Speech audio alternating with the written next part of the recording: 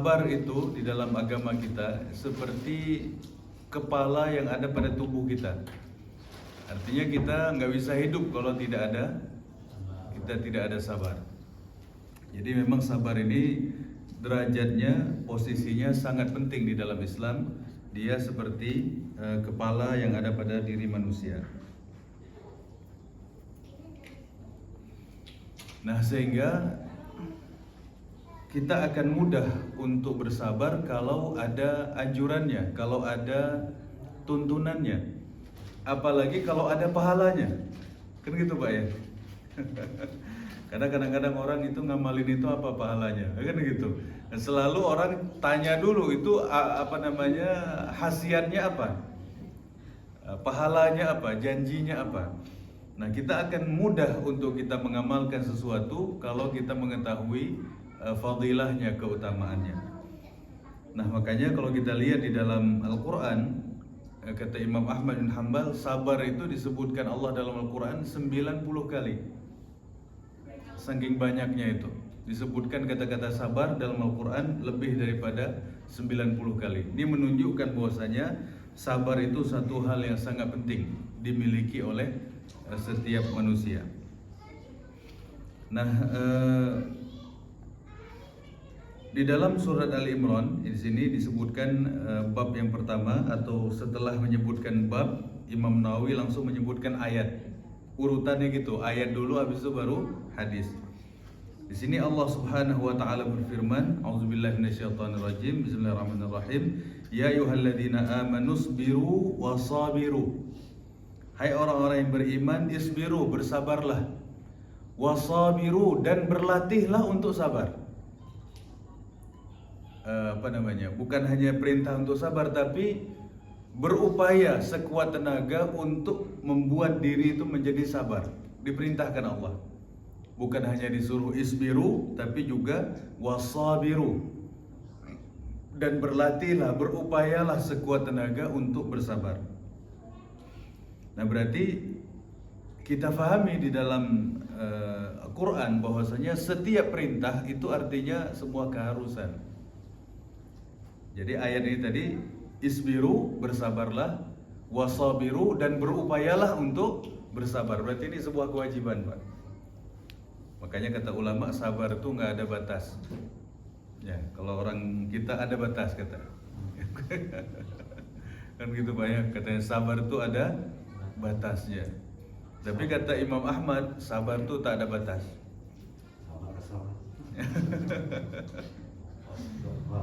Ya. Sabar itu tak ada batas. Makanya kata Imam Ahmad, lisabri lahu ghayah wa hiyal maniyah. Sabar itu ada batasnya, yaitu kematian. Ya, sabar itu ada batasnya, yaitu kematian. Ya, misalnya seseorang diuji Allah, na'udzubillah Pak ya, misalnya nas'alullah salamah, kita mohon keselamatan. Misalnya seorang diuji Allah dengan penyakit, nggak boleh dia ngomong, mohon maaf ya, saya sabar setahun aja. Habis itu saya nggak ada urusan. Nggak boleh dia ngomong gitu. Artinya memang kalau memang ujian itu diberikan Allah, dia ikutin ujian itu, dia tahan, dia pikul ujian itu, sehingga dia menjadi pribadi yang disebut sebagai orang yang bersabar. Nah, sehingga kata Imam Ahmad tadi, sabar ini ada batasnya, yaitu kematian. Nah, kemudian di dalam surat Al-Baqarah ayat 155, Allah Subhanahu wa taala berfirman, "Walanabluwannakum bisyai'im minal khauf." Firman Allah, benar-benar kata Allah, kami akan menguji kalian dengan sedikit rasa takut. Kita diuji dengan rasa takut. Takut masalah rezeki, takut masalah masa depan, takut masalah bisnis, takut masalah keluarga, rumah tangga, dan lain sebagainya. Mungkin masalah keamanan kita diuji dengan rasa takut itu. Kemudian wal ju', diuji dengan kelaparan. Salah satu bentuk ujian Allah. Mungkin di negeri tertentu, di Indonesia insya Allah enggak. Tapi mungkin di negeri yang lain yang dilanda perang, yang dilanda kemarau panjang, diuji Allah dengan yang namanya al-ju', yaitu kelaparan. Dan kelaparan ini atau penyakit ujian lapar ini banyak diderita oleh orang. Tapi ada satu penelitian bahwasanya orang yang meninggal karena lapar dengan orang yang meninggal karena kenyang itu jumlahnya sama, Pak. Jadi orang yang meninggal karena kelaparan, nggak ada makanan, dengan orang yang cukup makan tapi kena gula, kena kolesterol, kena macam-macam, itu jumlahnya sama. Ya, cuman yang satu menyedihkan, yang satu enggak. Kan gitu Pak ya, misalnya kita lihat orang busung lapar, nggak ada daging, aduh kasihan. Tapi kalau kita lihat orang gemuk, sehat, seger, sehat walafiat, wafat, ya takdir Allah. Nah, tapi ada orang yang meneliti itu, bahwasanya berapa presentasenya antara orang yang wafat meninggal karena kelaparan dengan orang yang meninggal karena kecukupan, kenyang. Ternyata jumlahnya sama. Makanya kadang-kadang kalau namanya ujian dari Allah Subhanahu wa taala, ada yang sifatnya ujian kemudahan, ada juga yang ujian kesulitan. Nah, ujian yang kesulitan itu semua orang sadar kalau dia diuji Allah. Misalnya orang diuji sakit, diuji kebangkrutan, diuji masalah, diuji macam-macam urusan, dia susah, dia gelisah, semua orang tahu kalau dia diuji Allah. Tapi kalau dia dikasih rezeki yang banyak, harta yang melimpah, badan sehat, usaha semua lancar, nggak ada yang bilang kalau dia diuji Allah. Ya. Ya, ada orang begitu Pak ya. Usaha apa aja lancar, bisnis apa aja jalan, berkawan dengan siapa aja sukses. Nah, tapi dia nggak merasa kalau saya diuji, nggak ada ujian. Antum yang ujian, saya nggak katanya. Tapi pada dasarnya itu disitulah ujian Allah Subhanahu Wa Taala. Ujian dibentuknya dua, ada yang kesulitan, ada yang kemudahan. Makanya kata ulama, ubtulina, kata Umar bin Khattab, ubtulina bisarra'i, ubtulina bidharra'i fasabarna, summa ubtulina bisarra'i falam nasbir. Kata Umar bin Khattab, kami diuji dengan kesulitan, dengan kelaparan, dengan musuhi oleh orang-orang kafir, kami sabar. Tapi begitu diuji dengan dunia, kita nggak sabar. Ya, pingin aja belanja pokoknya, pingin aja beli, pingin aja ini. Tapi kalau diuji dengan kesabaran, dengan sedikit uang belanja bisa hidup. Tapi dengan banyaknya uang belanja, banyaknya uang, banyaknya harta, dia nggak sabar, nggak ada waktu, nggak ada kesempatan. Sholat jamaah, assalamualaikum, astagfirullah, hilang. Masih syukur masih ada datang jamaah. Kadang-kadang sholat jamaah juga nggak sempat karena sibuk. Nah, harta dikejar sebelah sana, dikejar lagi sana, dikejar lagi sana. Belum habis rapat yang ini, udah sambung rapat berikutnya di tempat lain lagi. Dan situ belum selesai, nanti dijanji orang lagi di sana. Urusan bisnis semua. Nah, di zaman itu dia nggak pernah mengatakan saya ujian. Oh, lagi bagus-bagusnya kok ujian. Ya. Ada ulama ngomong gini. Ini berkenaan dengan ujian kesulitan. Dia katakan, putri saya meninggal. Kata ulama ini, putri saya meninggal. Ribuan orang datang ke rumah saya untuk takziah. Tapi satu hari saya nggak sholat berjamaah, tak ada satupun orang yang datang ke rumah saya. Dia bilang gitu Pak. Tapi ulama dulu menganggap tidak sholat berjamaah di masjid itu masalah besar, musibah itu katanya. Jadi sehingga beliau mengatakan, putri saya meninggal, ribuan orang datang ke rumah, saya nggak keluar jamaah, nggak ada satupun yang mengingatkan saya. Nah, kadang-kadang ujian yang sifatnya kesulitan, meninggal dan lain sebagainya, orang bisa sabar dan orang sadar diri kalau dia diuji Allah Subhanahu wa taala. Jadi walana buluwannakum, benar-benar kata Allah, kami akan uji kalian bisyai'in minal khauf, sedikit rasa takut, wal ju' dan lapar, wa naqsim minal amwal, kekurangan duit.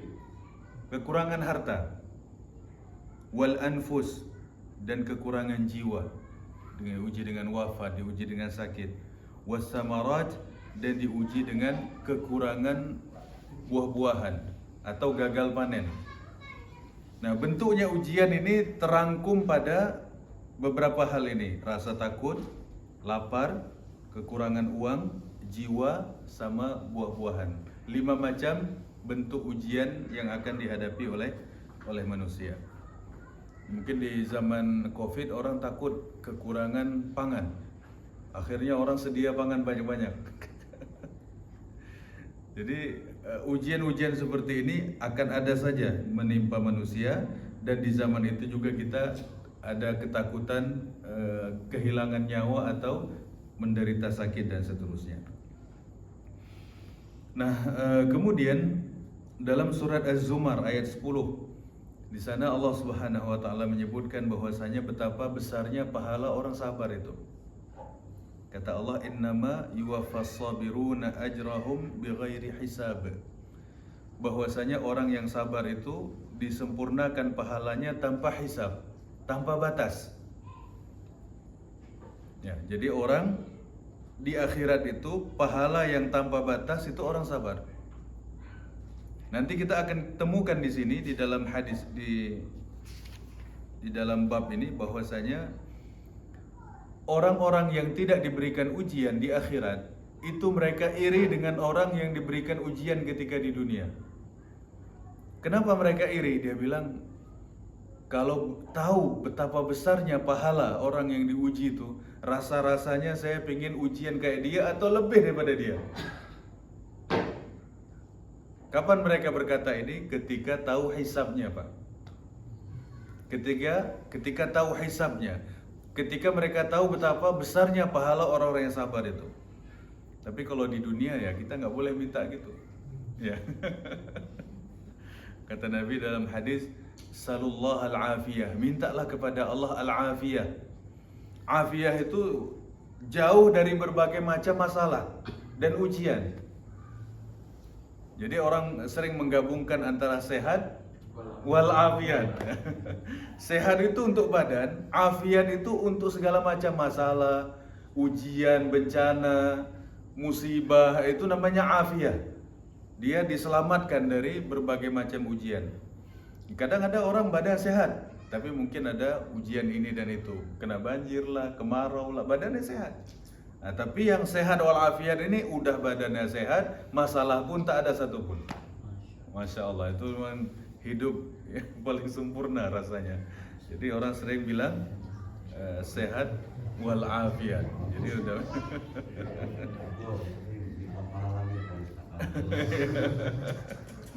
Nikmat yang mana lagi yang kau dustakan?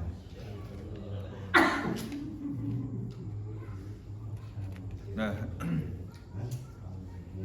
jadi bahwasanya orang yang bersabar ini betul-betul derajatnya sangat tinggi di sisi Allah Subhanahu wa taala. Kemudian kata Nabi, orang yang paling berat ujiannya itu adalah para nabi dan rasul. Jadi kalau kita pikir-pikir, orang semakin dekat dengan Allah tuh ujiannya banyak. Jadi kadang-kadang kita berpikir, masa sesoleh ini diuji Allah? Ini nggak bakal. Kadang kita pikir kan gitu ya. Ini udah sholat 5 waktu, udah puasa Ramadan, udah pula haji, umroh, masa sesoleh ini ada ujian sih? Kadang-kadang pikiran manusia begitu. Tapi sesungguhnya yang lebih soleh daripada seluruh manusia, yaitu para nabi dan rasul pun, mereka mendapatkan ujian dari Allah Subhanahu wa taala. Apalagi yang soleh-solehnya nanggung kayak kita nih, Pak. Ya, kadang-kadang soleh, kadang-kadang agak gimana gitu, Pak ya. Nah, itulah manusia. Ya wajar, kita manusia begitu. Kadang-kadang kelihatan soleh banget, kadang-kadang ya agak absen dikit-dikit ya. Ada juga. Tapi itulah upaya manusia, ikhtiar kita sebagai manusia untuk dekat kepada Allah Subhanahu wa taala. Dan ikhtiar ini harapannya nanti diberikan Allah istiqomah, kan gitu, Pak ya.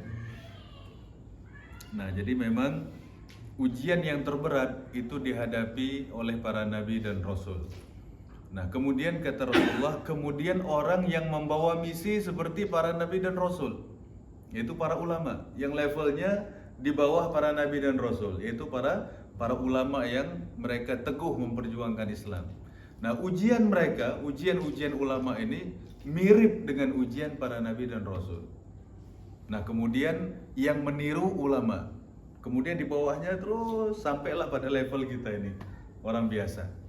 Nah, sehingga ujian-ujian ini diberikan Allah Subhanahu wa taala sesuai dengan kadar keimanan dan kemampuannya masing-masing. Jadi ujian yang diberikan Allah kepada manusia itu ada takarannya, Pak.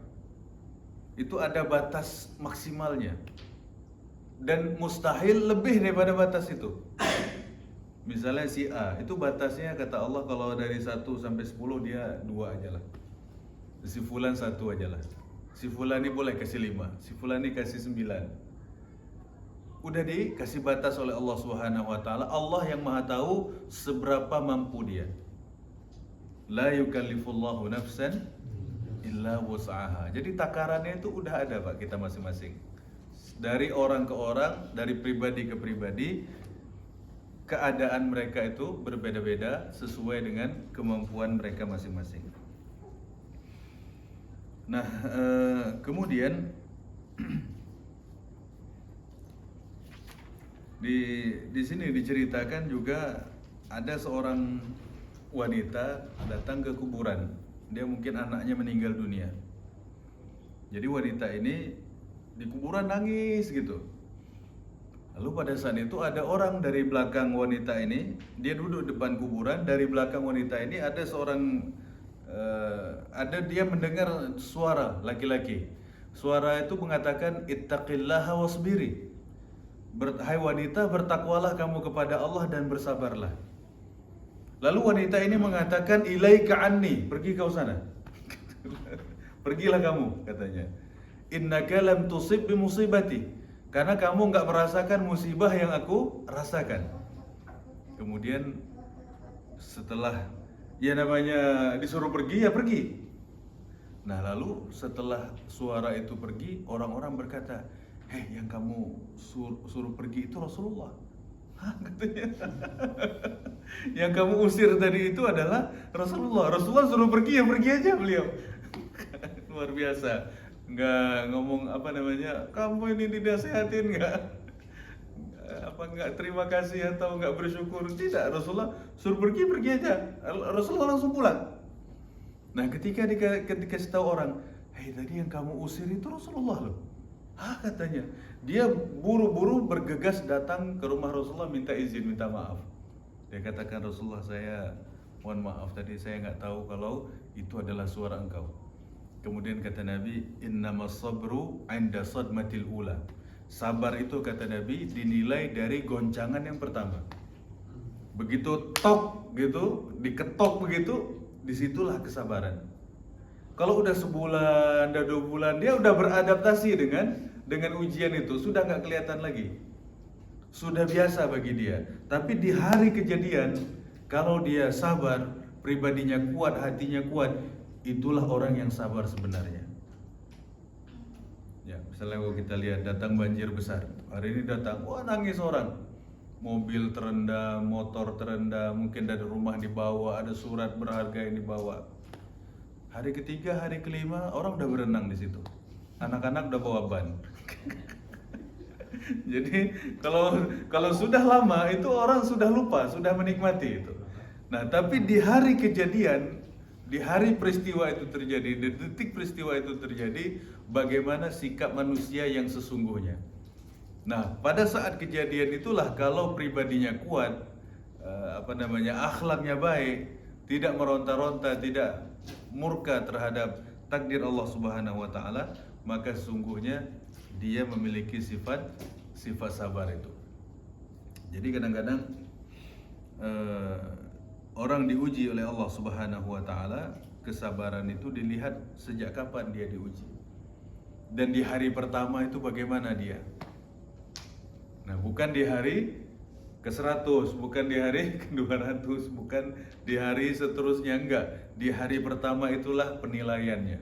Karena hari-hari berikutnya adalah hanya dia sudah terbiasa dengan kondisi itu sehingga dia tidak terlihat seperti sedia kala. Nah, kemudian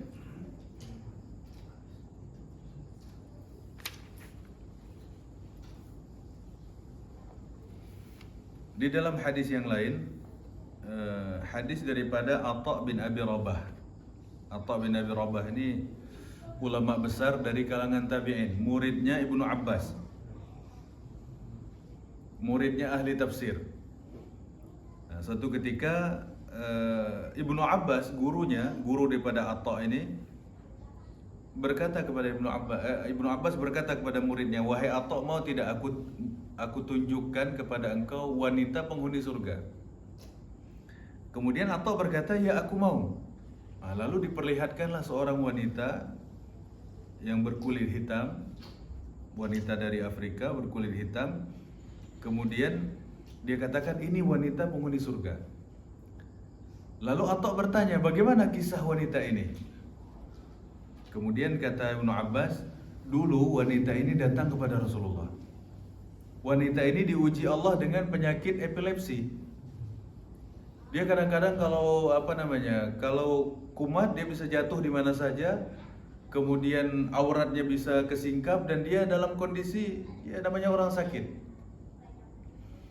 Nah, dia datang kepada Rasulullah, wanita ini datang kepada Rasulullah dan berkata, "Wahai Rasulullah, tolong doakan saya supaya Allah memberikan kesembuhan dari penyakit ini." Kemudian Rasulullah balik memberikan penawaran. Rasulullah memberikan tawaran, "Bisa aku doakan engkau dan insya Allah akan sembuh. Tapi," kata Nabi, "kalau engkau mau bersabar dengan ujian ini, maka Allah akan memberikan engkau surga." Kemudian wanita itu berkata, "Wahai Rasulullah, aku pilih surga." Artinya nggak apa-apa, aku sakit nggak apa-apa, tapi aku pilih surga. Lalu kata wanita ini, "Rasulullah, tolong doakan saya supaya kalau sakit epilepsiku ini kambuh, jangan sampai auratku terbuka. Jadi kalau misalnya kumat atau apa di jalan di mana orang bisa melihat saya mohon supaya aurat saya tidak terbuka." Kemudian memang benar, pada saat dia kambuh penyakitnya, dia misalnya di luar rumah, dia terjatuh, dia berbaring, tapi auratnya tidak terbuka. Coba kita lihat wanita seperti ini, luar biasa. Udah orang negro, orang hitam, istilahnya di mana fitnahnya ya?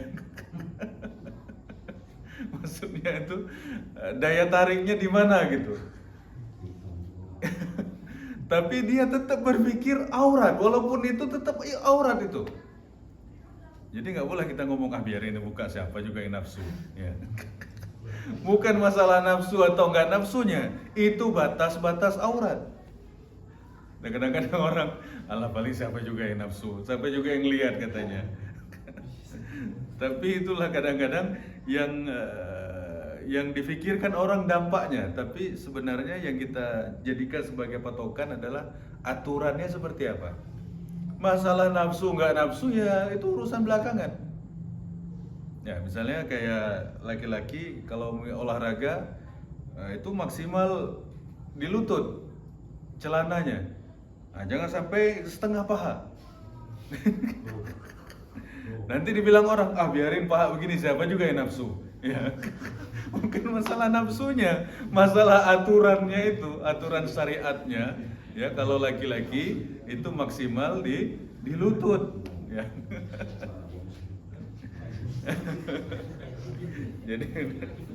Jadi orang bilang, kita laki semua udah punya istri juga katanya kan Pak ya. Nah, ini. Jadi padahal aturan dasarnya aurat, batas aurat begitu, dari pusar sampai ke lutut. Nah, itulah yang wanita ini yang dia pikirkan walaupun sakit adalah aurat. Makanya saya dengar ada cerita ulama dari Maroko, dia bilang suatu ketika ada gempa yang dahsyat di Maroko itu. banyak rumah orang runtuh, kemudian bangunan-bangunan tinggi itu runtuh. Ada seorang wanita, ibu-ibu, dia bilang sama anaknya, wahai anakku, aku di rumah ini, walaupun dalam rumah ini aku menggunakan pakaian lengkap, pakaian wanita muslimah lengkap, dengan kerudungnya, dengan kaos kaki lengkap. Kenapa? Kalau nanti misalnya takdir Allah runtuh rumah ini dan kita meninggal, aku sudah dalam keadaan menutup aurat. Artinya dia nggak berpikir macam-macam, pokoknya dia dalam keadaan tertutup, dalam keadaan auratnya tertutup, dan itu adalah kondisi yang terbaik bagi dia. Dan ternyata kondisi seperti ini banyak di negeri-negeri yang diuji Allah Subhanahu wa taala dengan perang, dengan segala macam itu, wanita muslimahnya di malam hari mereka menutup aurat. Kalau terjadi sesuatu, mereka sudah siap dalam keadaan menutup aurat, kata mereka. Nah, kadang-kadang kalau kita pikir nih di zaman ini Pak, orang begitu mudahnya membuka aurat itu, kadang-kadang bingung saya. Jadi yang secara zahir tidak ada daya tariknya sama sekali, itu mereka berupaya untuk menutup aurat. Bagaimana dengan yang daya tarik itu banyak? Waduh, itu buat pusing laki-laki. Itu namanya monetize. Buat pusing laki-laki. Jadi ujian di zaman ini semakin berat, Pak ya. Semakin berat.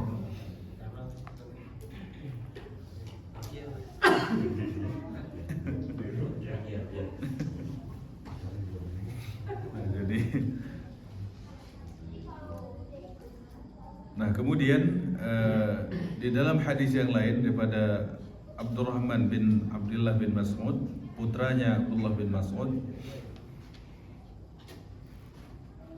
kata beliau,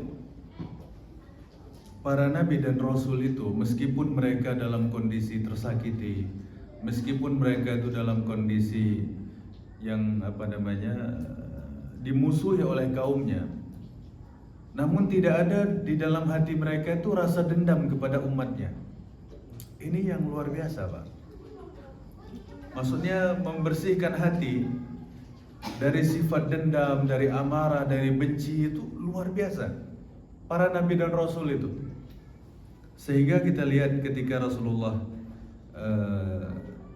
berdakwah di Mekah, kemudian penduduk Mekah mengusir beliau, memusuhi beliau, akhirnya beliau pergi ke Taif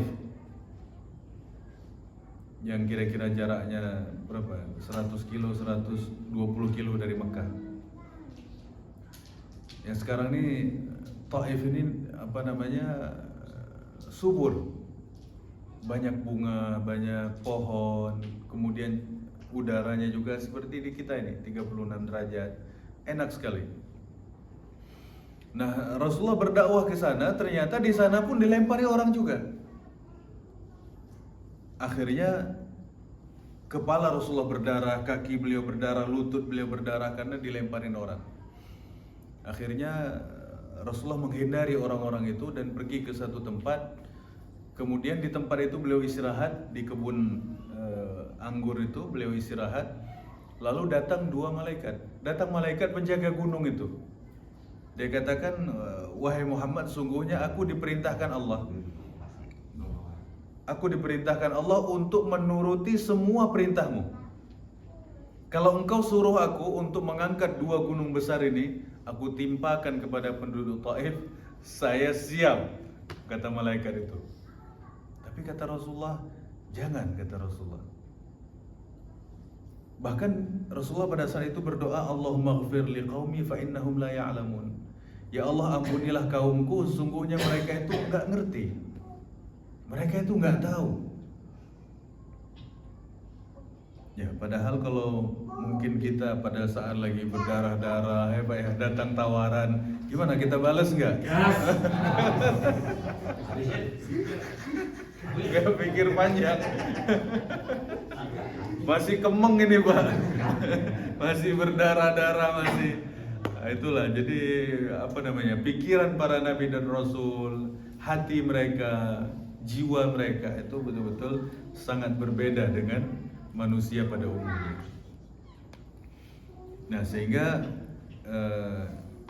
para nabi dan rasul ini mendapatkan derajat yang tinggi di sisi Allah Subhanahu wa taala, bukan bukan karena hal-hal lain, salah satunya karena kesabaran mereka yang tanpa batas itu ketika menghadapi berbagai macam masalah.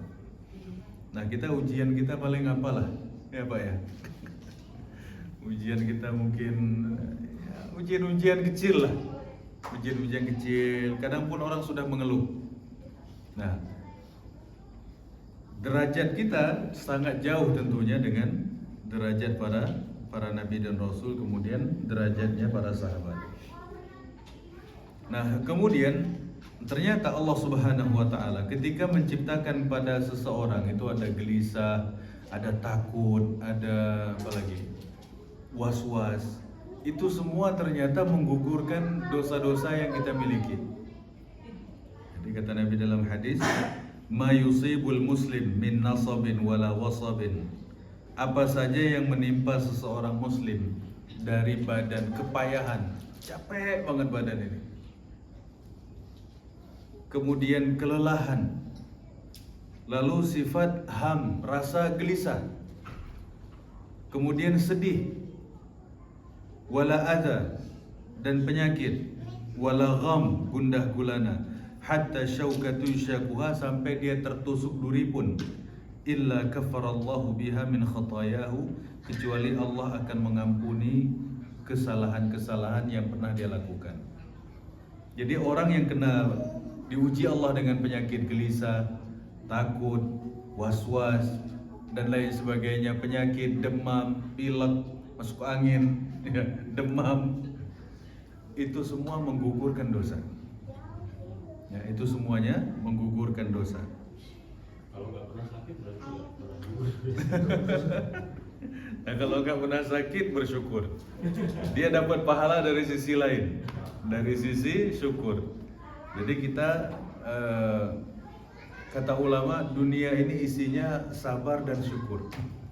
Jadi ada orang dapat pahala dari sabar, ada juga dapat dari syukur. Cuman kita nggak bisa milih Pak. Alah, saya nyari yang syukur aja lah. Karena mungkin lebih enak. Tapi ternyata yang menentukan itu adalah Allah. Ya. Nah, jadi ada orang ini kadang di mix Pak. Kadang-kadang dia dapat pahala syukur, kadang-kadang dapat pahala sabar. Ya. Kalau kita mau milih, rasanya kita mau milih pahala syukur aja. Yang enak-enak, yang nikmat-nikmat aja. Hari ini kita bersyukur. Nah, tapi meskipun demikian, kata ulama, mana yang lebih yang lebih berbobot, syukur apa sabar? Ada ulama yang mengatakan sabar, syukur. Kenapa demikian? Karena sabar itu hanya menahan, ditahan ini. Tapi kalau syukur, dia melakukan sesuatu. Sehingga syukur itu bukan hanya sekedar mengucapkan alhamdulillah, bukan itu. Syukur itu kata ulama menggunakan nikmat dalam ketaatan kepada Allah. Jadi tetap syukur itu ada ekspresi lebih. Misalnya kata Nabi ketika Rasulullah diberikan kemuliaan oleh Allah, beliau ini sudah dijamin masuk surga, kemudian diampuni dosanya, kemudian amalan beliau tidak ada yang terputus sampai kiamat. Wa innaka la ajran ghairu mamnun. Engkau akan dapat pahala yang tak terputus wahai Muhammad. Bagaimana mau putus? Kita sholat, kita puasa, sumber dari Rasulullah. Beliau yang mengajarkannya. Setiap kali kita sholat, setiap kali kita puasa, setiap kali huruf Al-Quran kita baca, itu ngalir semua kepada guru yang mengajarkannya, itu Rasulullah SAW. Gak putus-putus amalan beliau ini. Nah, tapi ibadahnya sampai kakinya bengkak. Ditanya oleh Aisyah, kenapa engkau melakukan ini wahai Rasulullah, sedangkan Allah telah mengampuni dosa engkau? Kemudian kata Rasulullah, afala akuna abdan syakura, tidakkah layak saya menjadi hamba Allah yang bersyukur? Jadi syukur ini bukan hanya alhamdulillah Pak, tapi ada tahajudnya, ya kan ya? ada sholat duhanya, ada sholat sunnah rawatibnya, ada ibadah-ibadah yang dikerjakan. Nah, kalau dia diberikan harta, gunakan hartanya dalam rangka ketaatan kepada Allah. Dia berikan sedekah, dia berikan wakaf, dia berikan bantuan kepada anak yatim, kepada keluarga yang membutuhkan. Ini disebut dengan syukur. Jadi sehingga kata para ulama, syukur ini dalam kondisi tertentu dia lebih tinggi daripada sabar. Kenapa? Karena sabar menahan. Tapi kalau syukur ada ekspresi tambahan, diwujudkan dalam bentuk ibadah atau dalam bentuk muamalah yang baik dengan orang. Nah, sehingga syukur ini derajatnya lebih tinggi daripada sabar. Tapi dalam kondisi tertentu pula dibutuhkan kesabaran, seperti di dalam berjuang, di dalam berjihad, itu dibutuhkan yang namanya kesabaran yang sungguh luar biasa.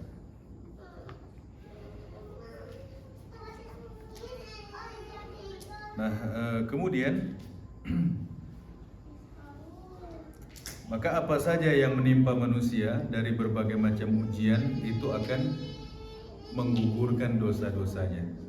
Nah, sebagaimana kita sebutkan tadi, di dunia ini ya syukur, ya sabar. Ada orang masuk surga dengan syukur, ada juga masuk surga dengan sabar. Ya, dulu ada cerita ada seorang istri cantik. Ya, dia bercermin, dia bilang, "Bang, insyaallah kita masuk surga," katanya. "Kita berdua insyaallah masuk surga." Tahu dari mana? Dia bilang, "Aku kan cantik, Bang." Dapat suami seperti abang, katanya. Aku bersabar, katanya.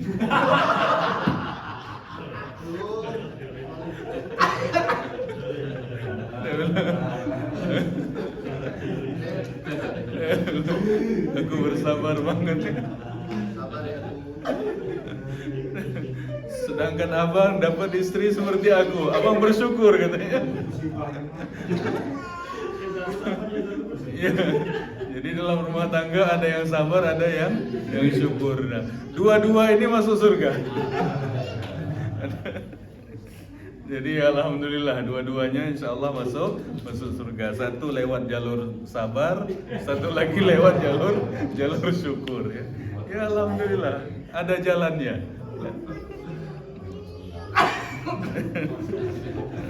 Jadi yang penting disyukuri dan bersabar.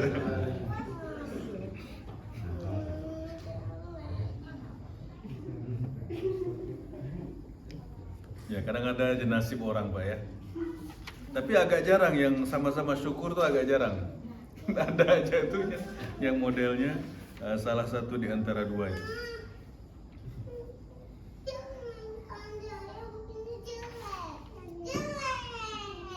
Nah, kemudian hadis yang berikutnya, hadis daripada Muaz bin Anas. Disebutkan dalam hadis ini, man kadhama ghaidhan wa huwa qadirun ala an yunfidahu. Siapa yang menahan marah padahal dia sanggup atau dia layak untuk marah. Dia mungkin atasan atau orang tua atau tokoh, orang punya jabatan. Dia menahan marah tapi sebenarnya dia layak untuk marah dan pantas untuk marah. Tapi dia tahan. Kata Nabi, da'ahu Allahu subhanahu wa ta'ala ala ru'usil khalaiqi yaumil qiyamah. Pada hari kiamat Allah memanggil dia di hadapan seluruh manusia. Lalu pada saat itu Allah memerintahkan dia untuk memilih bidadari mana saja yang dia sukai. Luar biasa.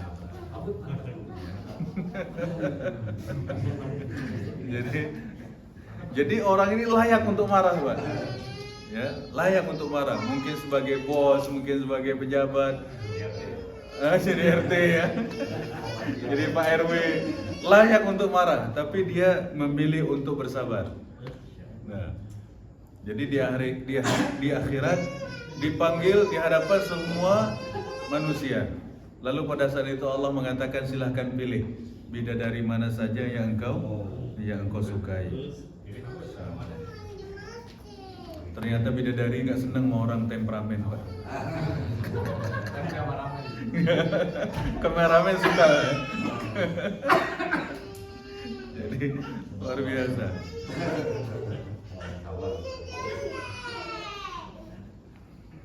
Nah, jadi memang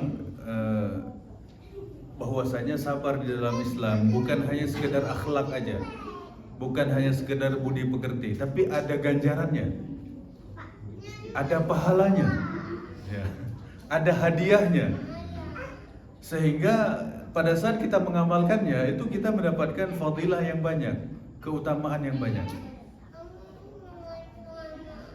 Ya kadang-kadang kalau kita lihat kalau kita lagi marah atau kita melihat orang marah itu ya memang ajaib banget. Kata ulama, al-ghadab awwaluhu junun wa akhiruhun nadam. Marah itu awalnya gila, ujungnya penyesalan. Ya enggak, Pak? Begitu marah dilempar semuanya, meja-meja ditelungkupkan semua, campak semua, mengamuk dia. Tapi udah tenang ya. Kenapa jadi gini ya? Aduh kasihan temanku tadi katanya. Aduh kasihan fulan, aduh kasihan fulan. Nah, tapi itulah sudah terjadi. Makanya kata ulama, awwaluhu junun. Pertamanya itu gila, tapi ujungnya adalah penyesalan.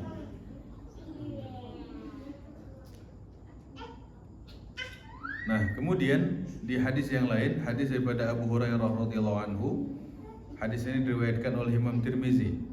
Kata Nabi, ma yazalul bala'u bil mu'min wal mu'minah fi nafsihi wa waladihi wa malihi hatta yalqallaha ta'ala wa ma alaihi khati'ah. Ujian itu akan terus-menerus menimpa seorang mukmin dan mukminah, laki-laki dan perempuan, tetap akan terus dapat ujian itu, kata Nabi, pada dirinya, hartanya dan anaknya. Ujian itu, Pak, pada diri kita sendiri, pada harta kita dan pada anak kita. Kata Nabi, hatta yalqallah, sampai dia bertemu dengan Allah. Wa ma alaihi khati'ah, sehingga dia tidak bawa kesalahan sedikit pun. Jadi ujian itu menggugurkan kesalahan. Ujian pada harta, ujian pada diri kita, ujian yang ada pada anak keturunan kita, itu semuanya menggugurkan kesalahan. Makanya kadang-kadang kalau kita pikir ada orang itu diuji dengan istrinya, takut dengan istrinya, takut dengan istrinya. Bisa jadi itu cara Allah untuk menggugurkan kesalahan dia.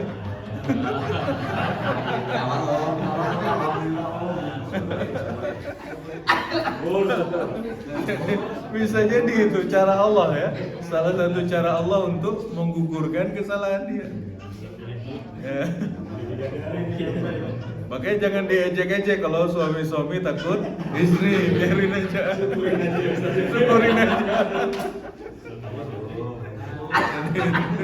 Itu cara-cara Allah itu menghapus kesalahan orang. Ya. Jadi macam-macam caranya. Kadang ada yang diuji orang itu diuji dengan anaknya, dilayani anaknya, habis uangnya, habis hartanya itu, ya karena ngurus anak itu. Entah perasaannya, pikirannya, harta bendanya habis untuk ngurusin anak itu. Tapi itulah kata Allah, kata Rasulullah tadi, Allah akan menguji orang pada dirinya, pada anaknya dan pada hartanya. Sampai kapan? Sampai dia bertemu dengan Allah dan tidak bawa kesalahan sedikit pun. Makanya kalau kita lihat orang sakit, yang kita katakan apa? La ba'sa tahurun insyaallah. Enggak apa-apa, insyaallah ini membersihkan, ini mensucikan. Jadi apa yang dia rasakan, apa yang dia derita dalam kehidupannya, semua akan menggugurkan kesalahan-kesalahan dia. Nah, ujian Allah Subhanahu wa ta'ala ini kita nggak tahu, banyak sekali modelnya, banyak sekali bentuknya. Tapi rahmat Allah, kasih sayang Allah, ujian yang diderita oleh manusia itu ternyata baik untuk dia. Makanya di sini ada satu hadis yang diriwayatkan oleh Imam Bukhari, kata Nabi, "Man yuridillahu bihi khairan yusib minhu." Siapa saja yang Allah kehendaki kebaikan untuk dia, maka Allah akan memberikan ujian kepada dia. Jadi siapa saja yang Allah kehendaki kebaikan untuk orang itu, Allah akan uji dia. Ya, kalau bahasa ibu-ibu, lagi disayang Allah. Ya. Jadi misalnya lagi sakit atau apa, dibilangnya apa, lagi disayang Allah katanya. Ya, itu satu metode juga untuk menghibur diri ya. Satu metode juga untuk meraih pahala daripada pahala sabar ini. Maka kadang-kadang mungkin bapak-bapak pernah lihat ada orang diuji Allah dengan sakit sampai habis dagingnya. Ada kan Pak ya? Sampai habis dagingnya. Diabetes juga Pak ya? Yang diabetes yang kering ya. Nah itu bisa jadi cara Allah untuk menggugurkan seluruh kesalahan dia, sehingga dia tidak ada hisab di akhirat Pak. Sehingga dia langsung lolos itu ya.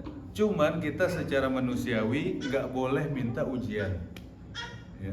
Secara manusiawi kita nggak boleh minta diuji oleh Allah. Kita disuruh oleh Rasulullah untuk meminta al-afiyah, minta kebaikan. Pokoknya kita minta rezeki luas, badan sehat, nggak ada masalah pokoknya. Ya itu salah satu doa yang penting. Udah telat.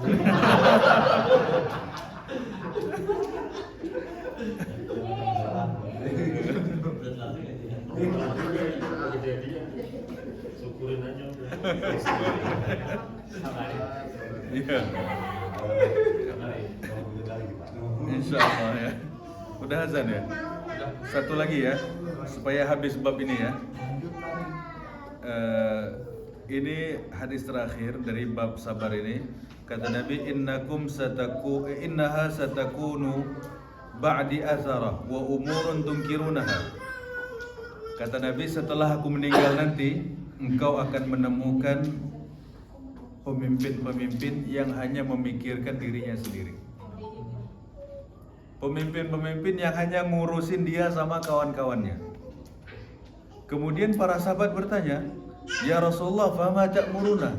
Wahai Rasulullah, apa yang engkau perintahkan kepada kami? Kami harus gimana? Kata Nabi, tu'addunal haqqal ladzi 'alaikum. Tunaikan kewajibanmu kepada pemimpinmu. Kewajiban kita apa? Kita suruh taat, kita disuruh ini, suruh itu, suruh bayar pajak, bayar. Suruh apa, kita tunaikan. Tas'alullaha alladzi lakum. Kemudian hak kalian minta kepada Allah. Kita harusnya dapat ini, dapat itu, jatah ini, jatah itu, tapi nggak dapat. Kata Nabi, tunaikan kewajiban engkau kepada pemimpinmu, kemudian hakmu mintalah kepada Allah. Gak disuruh komplain Pak ya. Apalagi ngomongin aib pemimpin tiap hari, ngomongin ini, ngomongin itu, capek kita dengar. Nah sehingga Rasulullah sudah menyebutkan, nanti setelah aku meninggal, pemimpin-pemimpin itu ada yang cuma mikirin dirinya sendiri ya.